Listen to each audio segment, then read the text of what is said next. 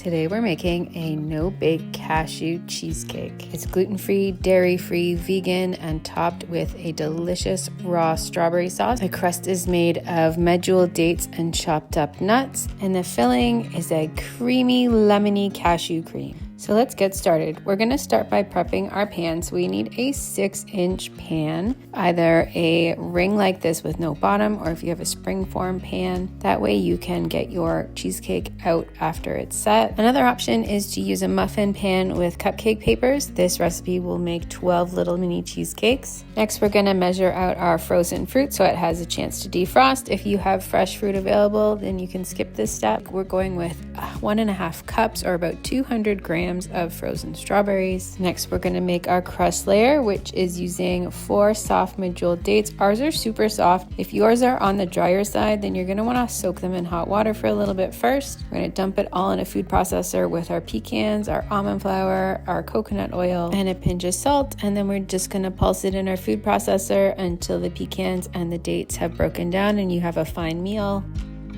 Then all we're gonna do is we're gonna dump it into the bottom of our prepared pan and we're gonna press it down. If you're using the muffin pan, then you're gonna divide it into your 12 muffin wells and press that down as well. I found in that case, the 1/4 cup measure, at least our 1/4 cup measure, worked really well for the muffin tins. Now onto our filling. We're gonna drain our cashews. These cashews have been sitting in water overnight, but if you don't have that much time, you can put them in hot water or boiling water for a couple of hours to speed the softening process. After you've got them drained and rinsed, you're going to dump them into your high-speed blender. If you don't have a high-speed blender, then go ahead and use a food processor, but it may not get the filling quite as smooth. And we're adding maple syrup, some vanilla, a pinch of salt, and then our lemon. We want the juice of an entire medium lemon, but if you want extra lemon flavor like I do, we're going to zest it first. But go ahead and skip the zesting if you want it to be more of a subtle lemon flavor.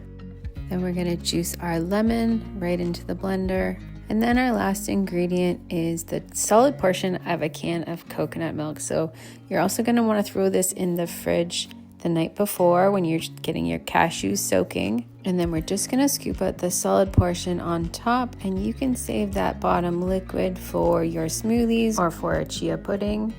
Then we're going to blend this in our high-speed blender or your food processor for 3 to 4 minutes till it's nice and smooth and creamy. Grab your crust and we're just going to pour this filling on top. Then I tapped it on the counter a couple of times to try get out some of the bubbles before popping this in the freezer for 3 hours or overnight. And while we're waiting for the filling to set up, I'm just going to prep our strawberry topping. So we're going to add our defrosted strawberries to our blender, and then we're going to add a little bit of maple syrup. And that's it for our topping. We did also try out blueberries, cherries, and raspberries with this cheesecake filling, and there'll be notes below on how to adjust your syrup accordingly. And then just blend to your desired consistency. I blended till it was super duper smooth, but you can go ahead and just pulse it a couple times if you like it more chunky. And then just seal it and pop it back in the fridge until your cheesecake is ready to be cut. We've let ours set up overnight, popped it out of the pan, and now it's ready to cut and enjoy. This is going to be pretty solid straight out of the freezer, so you should transfer it to the fridge several hours before serving, or you can sit it at room temperature for about 20 minutes for it to thaw. If you chose to make the mini ones in muffin pan, then I would pull the muffin liners off while they are still frozen and then let them thaw. And then slice up your cheesecake, top it with your fruit topping, and dig in and enjoy. Alternatively, you could pour the strawberry puree on top of your cheesecake while it's in the freezer and have a frozen layer of berries on top. This makes it easier for serving, and also if you plan to freeze it long term and just take slices once in a while. But I really like pouring my berry sauce over top of my cheesecake slice. Thanks for watching. If you enjoyed this recipe, then YouTube thinks you're gonna like one of these two next.